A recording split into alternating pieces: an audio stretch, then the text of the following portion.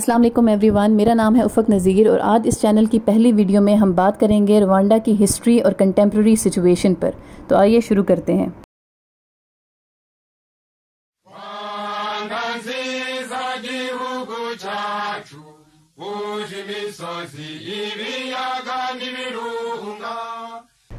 Rwanda एक African country है और ये सिचुएटेड है अफ्रीकन कॉन्टिनेंट में। रवांडा को रवांडा या रिपब्लिक ऑफ रवांडा भी कहा जाता है और ये एक लैंडलॉक्ड कंट्री है। लैंडलॉक्ड कंट्री का मतलब होता है कि एक ऐसा कंट्री जिसकी टेरिटरी या बॉर्डर्स किसी भी तरीके से किसी ओशन या कोस्ट लाइन्स के साथ कनेक्टेड नहीं होते। रवांडा के साथ तंजानिया, युगांडा, बुरुंडी और डेमोक्रेटिक रिपब्लिक ऑफ कॉन्गो जैसे अफ्रीकन कंट्रीज़ का बॉर्डर लगता है और एक 2019 के एस्टिमेट के मुताबिक इसकी टोटल पॉपुलेशन 12.6 मिलियन के करीब थी, जो कि अब 2021 के एस्टिमेट के मुताबिक 13 मिलियन क्रॉस कर चुकी है।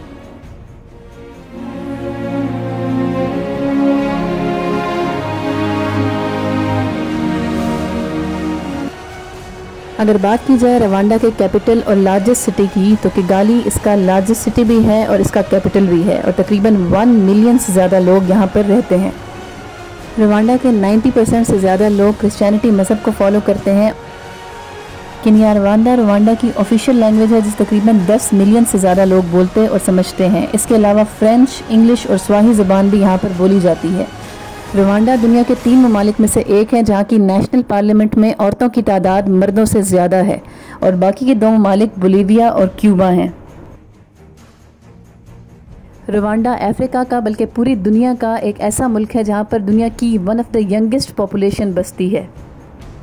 रवांडा की तारीख का एक तल्ख हिस्सा इसमें बसने वाले वो इथनिक ग्रुप्स हैं जो कि एक ही लिंग्विस्टिक और कल्चरल ग्रुप से बिलोंग करते हैं और उस लिंग्विस्टिक और कल्चरल ग्रुप का नाम बनियारवांडा है।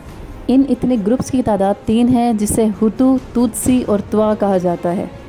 त्वा रवांडा में बसने वाले वो लोग हैं जिन्हें रवांडा का अर्लीस्ट इन्हेबिटेंट समझा जाता है और ये वो इथनिक ग्रुप्स हैं जो कि पिग्मी ग्रुप से बिलोंग करते हैं। पिग्मी वो इथनिक ग्रुप्स होते हैं जहाँ पर लोगों की हाइट यूजुअली 150 सेंटीमीटर से भी थोड़ी होती है, यानी 4 फीट 11 इंचेस से भी कम।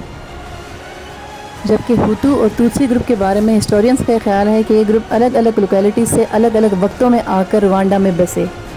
हुतू, तुत्सी और त्वा ये तीनों ग्रुप इकट्ठे हुए और इकट्ठे होकर पहले तो क्लैन्स में और उसके बाद 1700 में ये तकरीबन 8 किंगडम्स में डिवाइड हुए। द किंगडम ऑफ रवांडा सबसे डोमिनेंट किंगडम था और तुत्सी क्लैन जो है वो इसे रूल करता था, जबकि तुत्सी क्लैन की तादाद मतलब तुत्सी के जो लोग थे उनकी तादाद 15% थी और इसके अलावा हुतूस की तादाद 85% के करीब थी।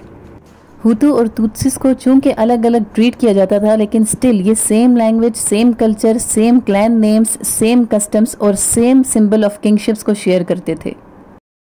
बर्लिन कॉन्फ्रेंस जो कि 1884 में हुई, उसके नतीजे में रवांडा और इसके नेबरिंग स्टेट बुरुंडी को जर्मनी के हवाले किया गया और जर्मनी ने अपनी प्रेजेंस इस कंट्री में 1897 से शो की और उन्होंने किंग के साथ अलायंस बनाया। यानी जर्मन पॉलिसी वो थी कि हम कंट्री को रूल करें रवांडा की मोनार्की के थ्रू। रवांडा की मोनार्की से जर्मन कॉलोनिस्ट्स को फ़ायदा था, इस वजह से उन्होंने तुत्सीस को प्रायोरिटी दी क्योंकि किंग तुत्सी क्लैन से बिलोंग करता था। इस वजह से उन्होंने सारे एडमिनिस्ट्रेटिव रोल तुत्सीस को असाइन किए क्योंकि वो समझते थे कि ये तुत्सी वो लोग हैं जो इथियोपिया से आकर यहाँ पर बसे हैं और रेशियली सुपीरियर हैं। 1916 में फर्स्ट वर्ल्ड वॉर के दौरान बेल्जियम ने रवांडा और बुरुंडी का कंट्रोल हासिल किया। उन्होंने भी तुत्सी सुप्रीमेसी को प्रमोट किया और इवन लेबलिंग कार्ड्स इंट्रोड्यूस करवाए जिसने लोगों को लेबल किया कि क्या ये हुतू क्लैन से बिलोंग करते हैं, तुत्सी क्लैन से, त्वा क्लैन से या नेचुरलाइज्ड लोग हैं। इसके नतीजे में टेंशन शुरू हो गई हुतूस और तुत्सीस के दरमियान में, जिसके नतीजे में रवांडा रेवोल्यूशन 1959 में देखने को मिला। हुतू एक्टिविस्ट्स ने बहुत ही बड़ी तादाद में तुत्सीस को कत्ल किया, उनके घरों को जलाया और 1 लाख से ज़्यादा लोगों को मजबूर किया कि वो मुल्क छोड़कर चले जाएं। वो लोग मुल्क छोड़कर गए और अपने नेबरिंग कंट्रीज़ में पनाह ली। इसके बाद उन्होंने बेल्जियम कॉलोनी से आज़ादी हासिल की और एक इंडिपेंडेंट हुतू डोमिनेंट रवांडा रिपब्लिक के तौर पर सामने आया। आगे जाकर ये बुरुंडी से सेपरेट हुआ और इनने इंडिपेंडेंस हासिल की 1 जुलाई 1962 को और इस दिन को वो अपने इंडिपेंडेंस डे के तौर पर सेलिब्रेट करते हैं। इसके अलावा त्वा कम्युनिटी, जिसे रवांडा का अर्लीस्ट इन्हेबिटेंट माना जाता है, उन्हें मार्जिनलाइज्ड करके 1990 तक मुकम्मल तौर पर जंगलात से बाहर निकाला गया।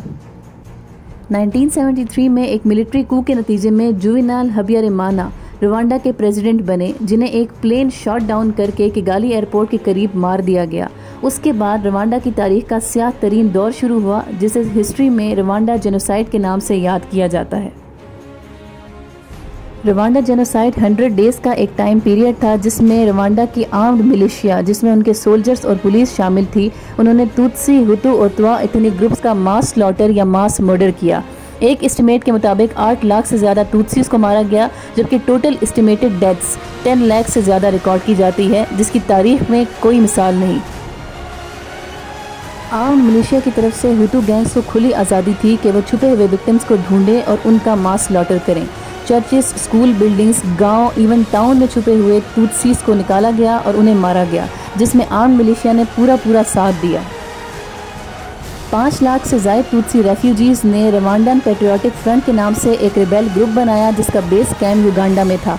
उसके बाद उन्होंने रवांडा में सिविल वॉर शुरू की और इस सिविल वॉर के नतीजे में जेनोसाइड का खात्मा हुआ। जितने भी गवर्नमेंट अथॉरिटीज़ थी और जेनोसाइडरीज थे, उन सबको ज़ईर नाम के एक इलाके में एग्जाइल किया गया और उस इलाके को आज डेमोक्रेटिक रिपब्लिक ऑफ कॉन्गो कहा जाता है।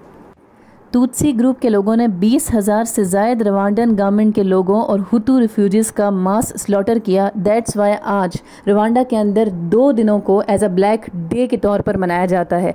एक जब तुत्सीज का मास स्लॉटर किया था हुतुस ने, और दूसरा जब हुतुस का मास स्लॉटर किया था तुत्सीज ने।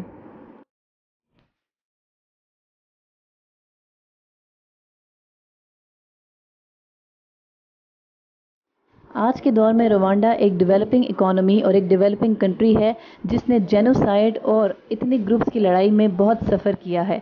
इकोनॉमी आज भी स्ट्रगल कर रही है और इसकी इकोनॉमी मोस्टली एग्रीकल्चर और टूरिज़्म पर डिपेंड करती है। कॉफ़ी और टी इसके मेजर कैश क्रॉप्स हैं एक्सपोर्ट के लिए, और टूरिज़्म फास्टेस्ट ग्रोइंग सेक्टर है, जो कि लीडिंग फॉरेन एक्सचेंज अर्नर के तौर पर आज काम कर रहा है। होपफुली आज की इस वीडियो ने आपके नॉलेज में इजाफा किया होगा, और अगर आप आगे भी ऐसे ही नॉलेजेबल वीडियोस देखना चाहते हैं तो मेरी इस वीडियो को लाइक करें और शेयर करें अपने फ्रेंड्स और फैमिली मेम्बर्स के साथ। इंशाल्लाह अगली वीडियो में आपसे मुलाकात होगी। अल्लाह हाफ़िज़।